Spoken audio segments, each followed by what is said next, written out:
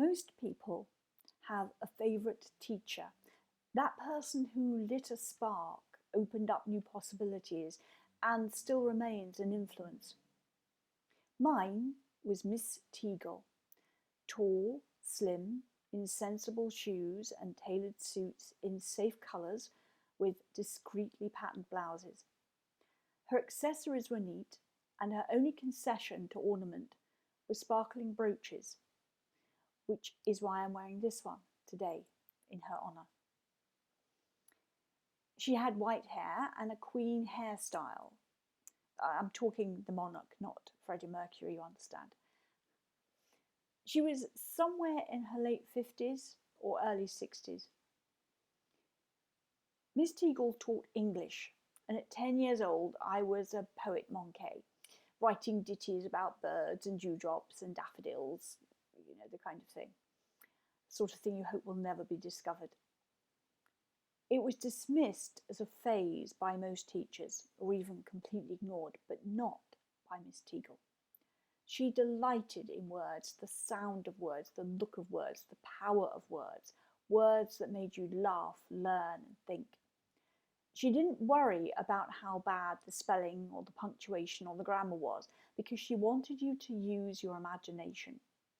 We did all learn to write properly with her, but I'm not sure when it happened, because she had a skill of disguising serious matters with a veneer of fun. For me, this was a huge gift because I'm lower level dyslexic. And although this was years ago, it wasn't diagnosed as such. I was just someone who couldn't learn to spell and got told off for getting my letters around the wrong way, to the extent that I became frightened to write. Miss Teagle freed me from this fear, encouraging me to write with abandon, and we'll sort out the spelling later on. She made us write poems and book reviews and stories, and every week she would read one of them out, always from a different child, so no one was left out.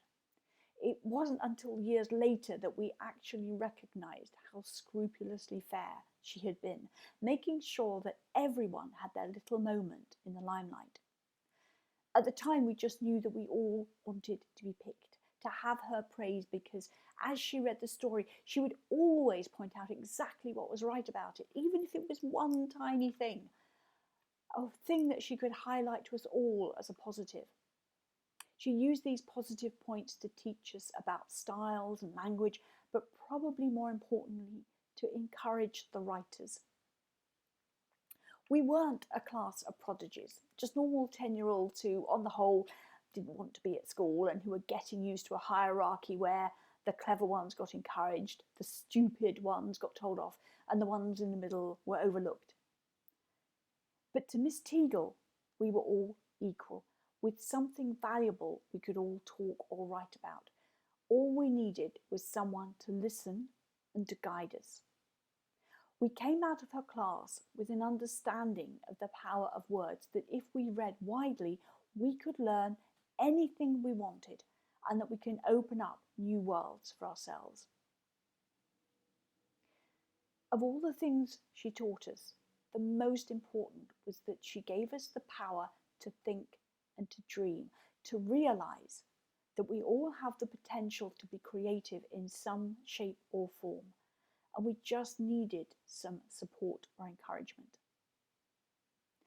Her lasting influence on me is that this is what drives me to work with my clients. So who was your favourite teacher?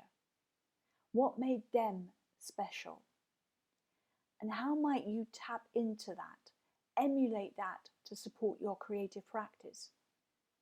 And maybe to be that favourite teacher to someone else.